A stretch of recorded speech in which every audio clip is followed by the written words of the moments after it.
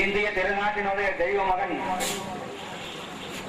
நடிகரில் ஒரு திலகம், நடிப்பில் ஒரு இமயம், நடையில் ஒரு கம்பீரம், பார்வையில் ஒரு கட்டபொம்மன் என தனக்கென ஒரு பாணியை வளர்த்துக் கொண்ட தன்மான சிங்கம், இந்திய கலையுலகின் தனிப்பெரும் செல்லுமாக விளங்கும் எங்கள் இதய வேந்தன், என்றும் உங்களுக்காக வாழ்வோம் என்று சொல்லி அண்ணன் சிவாஜி அவர்கள் திருவுருவ படத்தை மதிப்புக்குரிய மேயர் அவர்கள் திறந்து வைப்பார்கள். அப்படிங்க பாருங்க.